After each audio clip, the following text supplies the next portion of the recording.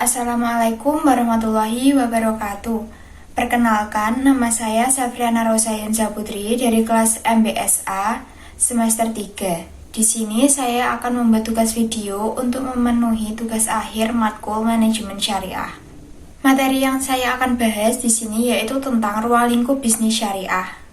Materi yang pertama yaitu tentang ruang lingkup bisnis syariah. Ruang lingkup bisnis syariah yaitu kegiatan muamalah manusia berdasarkan hukum Islam, baik berupa perintah maupun larangan hukum yang terkait dengan hubungan manusia dengan manusia yang lainnya.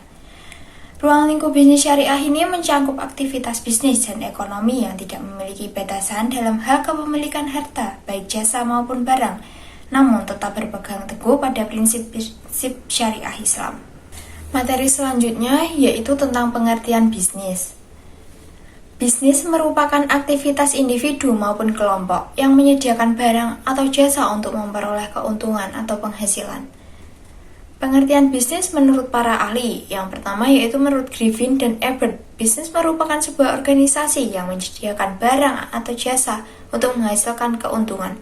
Yang kedua menurut Ernie dan Ernawan, bisnis merupakan kegiatan manusia di mana sumbernya daya diorganisir untuk menciptakan dan mendistribusikan komoditas dan jasa untuk memuaskan kebutuhan dan aspirasi masyarakat. Selanjutnya, sejarah perkembangan bisnis. Bisnis dagang merupakan pekerjaan utama umat muslim pada awal masuk Indonesia. Kemudian pada tahun 635 Masehi berhasil menaklukkan negeri Persia dan sebagian Bizaitun. Kemajuan ini terjadi karena Islam sangat menghargai nilai kerja serta tidak membeda-bedakan derajat manusia.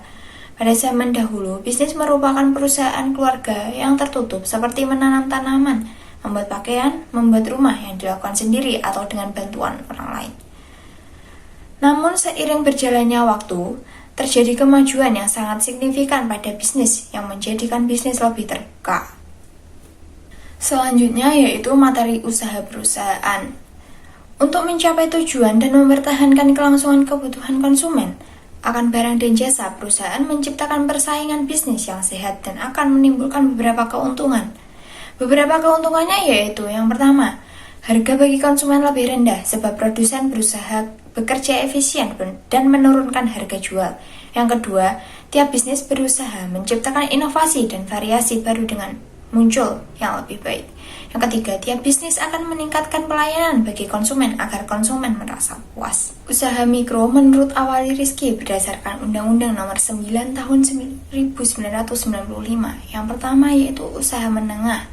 Usaha menengah merupakan usaha ekonomi produktif yang berdiri sendiri dan bukan merupakan cabang atau anak usaha dari perusahaan besar, serta menjadi bagian secara langsung maupun tak langsung dari usaha kecil atau usaha besar. Sehingga secara berlangsungnya usaha menengah memiliki jumlah kekayaan bersih yang lebih besar daripada usaha kecil. Yang kedua yaitu industri kecil. Industri kecil merupakan jenis usaha yang menerapkan manajemen dagang dan jasa serta memberikan pelayanan atau penjualan barang dan jasa. Industri kecil cenderung mengalami kesulitan untuk menembus pasar yang lebih luas, memiliki keterbatasan teknologi dan kemampuan produksi yang terbatas. Namun industri kecil memiliki peran penting dalam perekonomian masyarakat sekitar dan dapat memberikan manfaat seperti menciptakan lapangan pekerjaan, menyumbang pajak, dan meningkatkan ekonomi masyarakat. Materi selanjutnya yaitu tentang karakteristik usaha kecil. Yang pertama, usaha kecil cenderung menggerombol dalam industri yang sangat terpecah-pecah meliputi perdagangan besar, eceran jasa, dan perbengkelan. Selanjutnya, data pendapatan manajer pemilik yang relatif terlalu besar terhadap para manajer serta investor lainnya. Selanjutnya, kekuatan eksternal membawa pengaruh besar pada perusahaan kecil daripada perusahaan besar. Perubahan peraturan pemerintah, undang-undang pajak, dan tingkat upah serta suku bunga biasanya membawa pengaruh dalam presentasi yang lebih besar terhadap beban perusahaan. Selanjutnya, usaha kecil sangat sensitif terhadap lingkungan, jarang kebal terhadap kesalahan atau salah pertimbangan. Materi selanjutnya yaitu peluang yang disediakan bisnis. Ada berbagai macam cara yang dilakukan oleh para pelaku bisnis dalam memulai bisnis seperti mencari ide, mempunyai produk, dan memulai teknologi yang dikuasai. Peluang bisnis berdasarkan 3 kategori. Yang pertama yaitu peluang bisnis berdasarkan kebutuhan. Banyak sekali ide bisnis yang didapatkan pada kategori ini, dari kebutuhan masyarakat sehari-hari, kebutuhan untuk bekerja, kebutuhan untuk olahraga, dan lain-lainnya. Selanjutnya, peluang bisnis berdasarkan tren. Apabila melihat dari sisi tren, dapat dilihat apa yang sedang ramai diperbicarakan dan dialami oleh masyarakat. Selanjutnya, atau yang terakhir, yaitu peluang bisnis berdasarkan GAP atau kesenjangan. Peluang bisnis ini dapat dilihat dari sisi harga. Materi yang terakhir yaitu bisnis dan dinamika masyarakat kewirausahaan. Dunia bisnis bersifat dinamis, kreatif, dan menantang. Bisnis tidak pernah diam, orang bisnis pasti dinamis, selalu bergerak maju dan inisiatif serta memberikan tantangan dalam menghadapi masa depan dengan penuh rasa optimis. Bisnis merupakan aktivitas mengelola sumber ekonomi yang telah disediakan oleh lingkungan. Bisnis tidak melepas dari faktor lingkungan yang mendukung maupun menghambat atas tujuan yang ingin dicapai dalam bisnis.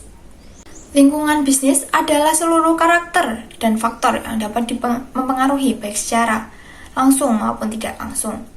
Secara umum, lingkungan bisnis dibagi menjadi dua. Yang pertama yaitu lingkungan eksternal, yang dimana faktor pihak atau variabel yang dinamis dari luar bisnis atau perusahaan.